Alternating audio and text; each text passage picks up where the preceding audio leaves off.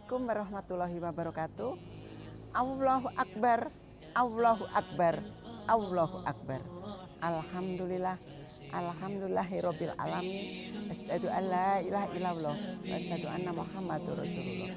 Assalatu wassalamu ala asrofil anbiya'i wal mursalin wa ala alihi washabihi ajmain. Amma ba'du. Pemirsa yang dimuliakan Allah, kita telah lama mengenal dan mengajarkan tentang kesolehan personal individual yang ditandai dengan ibadah ritual atau ibadah murni yang kaitannya dengan Allah SWT. Misalnya dengan ibadah wajib dan sunnah-sunnah untuk mendekatkan diri kepada Allah. Kita juga cukup mengenal tentang kesolehan sosial yang ditandai yaitu dengan kebaikan kita dalam bidang interaksi sosial dan bentuk transaksi ekonomi, kepedulian sosial, toleransi, dan sikap ramah terhadap sesama. Tapi ada hal yang jarang terdengar, yaitu mengenai sisi kesalehan dan kesolehan lingkungan, yaitu sebuah nilai kesolehan individu dari sikap ramah terhadap lingkungan. Hal ini akan saya bahas karena kita telah merasakan dampak kerusakan lingkungan dengan berbagai ciri-cirinya, yaitu pemanasan global, pencemaran pada tanah, udara, air, banjir, gempa, kemudian krisis air bersih, punahnya ragam hayati, dan juga kerusakan pada dasar laut. Pemirsa yang saya banggakan, kesolehan lingkungan yang dapat kita wujudkan dengan sebagai berikut: melakukan penghijauan, kemudian membuang sampah pada tempatnya, mengurangi emisi karbon dengan menggunakan transportasi publik, kemudian meminimalisasikan penggunaan plastik dengan membawa tumbler pada sebuah acara ataupun goodie bag saat berbelanja, kemudian menggunakan listrik terhemat, kemudian juga menghemat penggunaan air. Selain itu, kesolehan lingkungan dapat diwujudkan juga dengan menghindari pembukaan lahan dengan cara pembakaran hutan, penangkapan ikan dengan alat berat, pengusiran hama dan pestisida yang sangat berbahaya, alih fungsi lahan dari lahan hijau menjadi lahan perumpamaan dan lahan industri, kemudian ekstraksi besar-besaran sumber daya alam dan tindakan yang merusak alam lainnya. Pemirsa yang dirahmati Allah, begitulah cara kita menitipkan amanah pencipta manusia sebagai khalifah yang menjaga kelestarian alam dan berkelanjutan manusia. Di dalam surat Al-Baqarah ayat 30 mengisahkan rencana Allah terkait penciptaan manusia yang artinya, ingatlah ketika Tuhanmu berkata kepada malaikat, aku berencana menciptakan khalifah di muka bumi ini. Dari ayat ini kita mendapatkan isyarat bahwa manusia diciptakan untuk merawat bumi, tidak boleh merusak dan menumpahkan darah. Pemirsa yang dimuliakan Allah, dalam dunia bisnis yang berkelanjutan lingkungan, kita mengenal tentang konsep three bottom line atau TBL, atau 3 aspek penting dalam berkelanjutan lingkungan. Namun kali ini mari kita lihat dari perspektif secara Islam.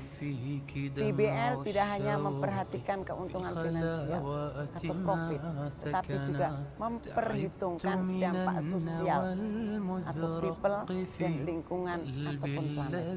Bagaimana konsep ini dapat disandingkan dengan nilai-nilai dan ajaran Islam? Mari kita telusuri bersama.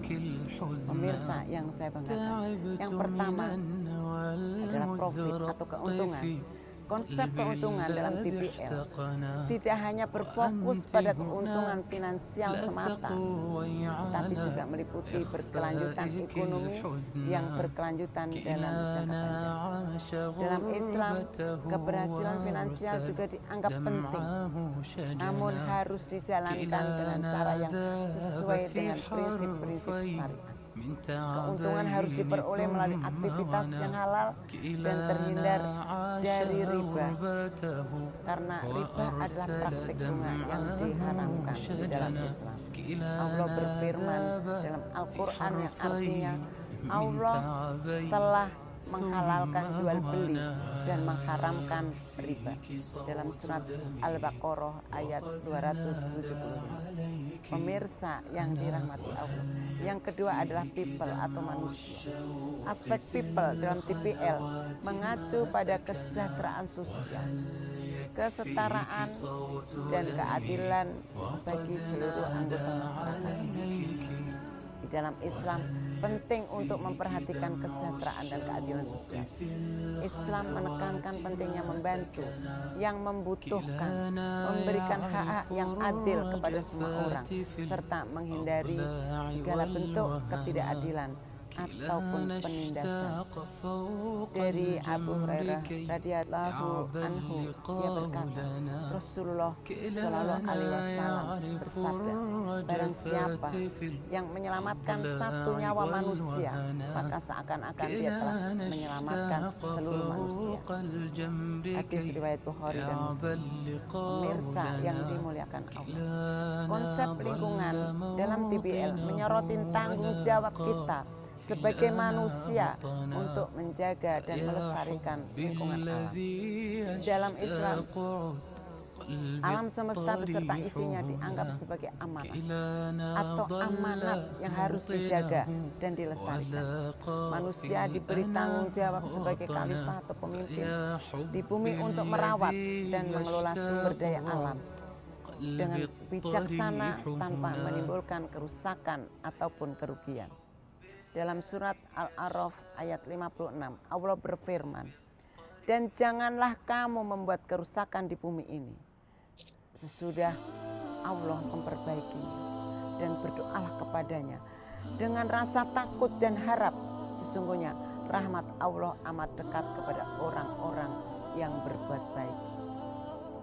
Islam menegaskan pentingnya menjaga lingkungan dan alam semesta sebagai amanah dari Allah Subhanahu wa Ta'ala, sehingga sejalan dengan konsep planet dalam TPL. Pemirsa yang saya banggakan, dengan demikian konsep three bottom line atau TPL dapat disandingkan dengan nilai-nilai dan ajaran Islam dalam upaya menciptakan berkelanjutan lingkungan yang menyeluruh. Keberlanjutan lingkungan yang menyeluruh dan seimbang tidak hanya dalam ranah ekonomi ataupun sosial, tetapi juga lingkungan yang berkelanjutan. Dengan menerapkan prinsip-prinsip TPL yang sesuai dengan ajaran Islam, diharapkan kita dapat membentuk kesolehan lingkungan dan menciptakan masyarakat yang lebih adil, berkelanjutan dan bertanggung jawab. Pada momentum Ramadan ini kita perlu memulai mengamalkan nilai-nilai kesolehan lingkungan sehingga tertanam di dalam diri kita sebuah dosa kita ketika melakukan tindakan kerusakan terhadap alam ataupun lingkungan. Sebaliknya kita akan mendapatkan pahala atau kebaikan menurut syariat bila melakukan tindakan ramah lingkungan. Pemirsa yang dirahmati Allah, krisis lingkungan atau perubahan iklim itu sudah menjadi ancaman di depan mata bagi umat manusia hari ini. Inilah saatnya bagi kita umat Islam untuk berkontribusi melestarikan lingkungan, menjaga keasrian bumi dan merawat alam semesta. Demikian yang bisa saya sampaikan, mudah-mudahan dapat bermanfaat bagi kita semua. Mohon maaf apabila ada kesalahan dalam penyampaian. Akhirul kalam, subhanallahumma wa bihamdika, asyhadu alla ilaha illa anta, astaghfiruka wa atubu ilaik. Wallahul muwaffiq ila aqwamit thoriq. Wassalamualaikum warahmatullahi wabarakatuh.